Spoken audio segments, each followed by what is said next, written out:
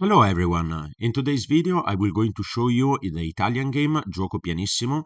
Is a positional game that can lead to a lot of different situations, but there are some general plans and some general concept to know. So by the end of this video you will know them, and we will separate the video in two parts. The first one in which I will tell you briefly the plans and the concept, and the second one in which we will going to see two games. The first one between Carson and Nakamura, and the second one between Dominguez Perez and Wang Hao. So if you are interested, check this video. E4, E5, knight F3, knight C6, bishop C4, bishop C5, C3 to prepare to strike in the center, knight F6, and now D3. And here we start. And with this move, we are preparing a slow game in which, before starting an attack, we want to maneuver the pieces in the right places. We can always have the possibility to speed up with d4, but I want to show you the general ideas. Really similar to the ones of Rui Lopez.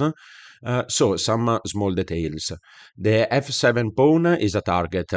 The control of the 5 square is really important. So maybe there are some ideas like knight h4, knight f5.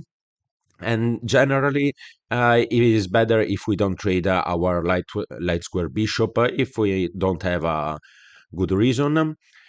And let's see what black can do. Black could push on h6, b5, try to trade our bishop, and maybe also play a6, bishop a7, and try to go for an expansion in the queen on the queen side. Really similar to the one of Rui Lopez. The difference is that there the bishop is on b5, so the a6 and b5 pushes come with tempo, and in this variation no. But we have to know how to punish this plan if black wants to go for that. And other ideas are maneuvering the knight via b2 and f1 and g3. Then always for the same plan of knight h4, knight f5. And another thing, a lot of players are worried about ideas like d6 and bishop g4. But this pin is really not a problem because we can play h3, and then the light square bishop of black is better if stays on the c8 h3 diagonal, because it can create more chances of attack, and so it's not a problem. That pin we can always play knight f1, knight g3. And the last thing is that we can play also bishop e3, and if he trades, is not a problem to take with f pawn, because then we will open up the file and we will attack on the f file, pointing at the f7 pawn. So really quickly, castle, d6, bishop b3 to remaneuver it via c2. Let's say a6, we can develop the knight, and if this pin happens, we can simply play h3, and after bishop h4, we can later on develop our rook and place the knight on g3. So let's say some random move. We have ideas of knight h4. If h6 happens, we win the bishop, so it's fine. But we can also place the knight on f5, and then maybe also queen f3, and start to create an attack. So let's see the games now.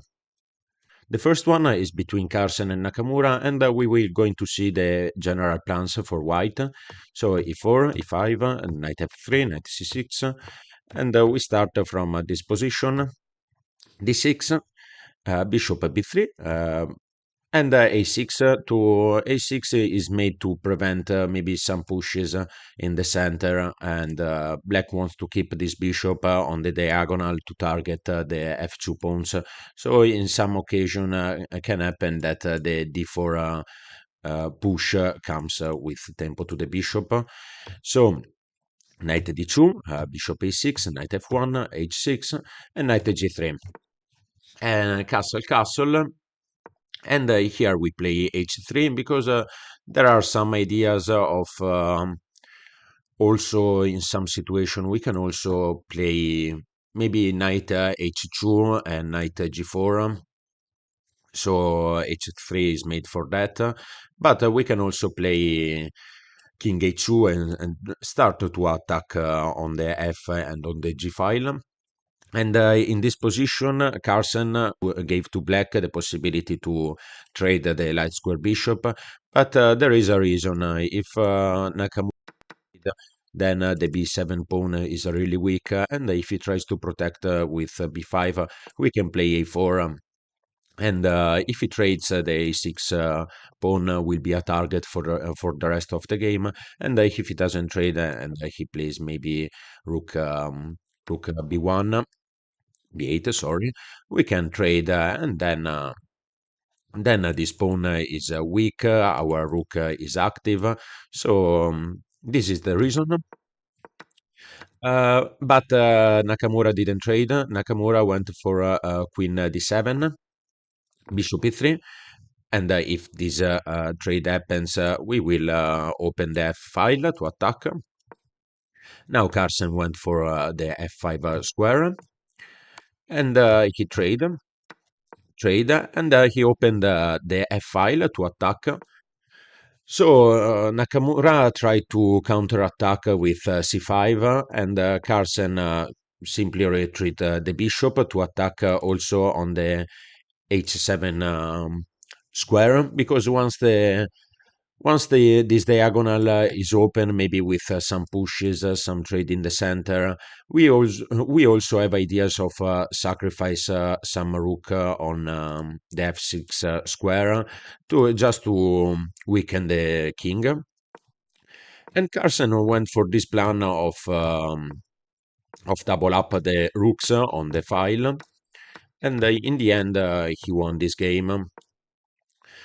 He strike in the center to open up also this diagonal, and that is I think we can stop here. There is no reason to check all the games, but the ideas are these: the control of the f5 square, the play on the f file in general, and keeping your bishop, keep your bishop, maybe remaneuver it via c2. Try to open the b1 h7 diagonal, and also keep in mind that it can have some sacrifice on the f6 square. So let's go on to the second game.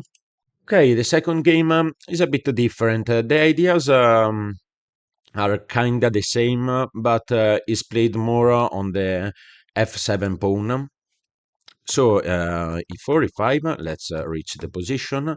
And after d6, there is a knight d2, a6, bishop b3, bishop a7.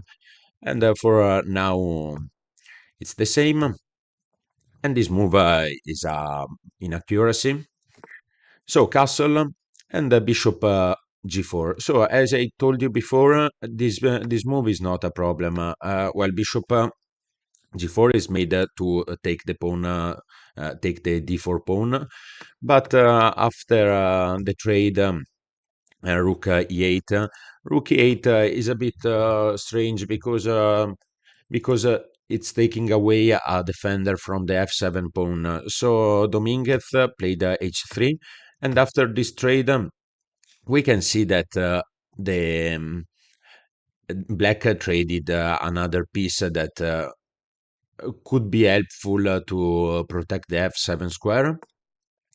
So after a bit of maneuver, white strike in the center, and now you can really see the problem of the weakness on f7, because after knight d8, well, if he takes, he will lose the bishop, and if he doesn't, is is lost anyway. Let's check the game.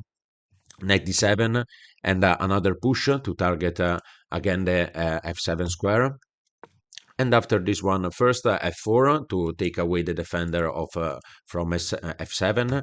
And after trade, we take the knight because we want to put pressure here. And after take, we win a piece. So these were the games. Then white converted. The ideas are these: put pressure on the f7 square, try to go for a knight f1 and knight g3, and then place it on f file. There are also sacrifice on h6, f6, queen f3, a lot of plans to attack, and we could also cover other lines with different plans. White can reach really a lot of positions, but those are different. So try to also to expand on the center at the right moment, and try to give power to your light square bishop, and nothing. This was all I wanted to show you. And if you want, try to put these ideas on your games, and let me know how it goes. For today is everything. See you in the next video.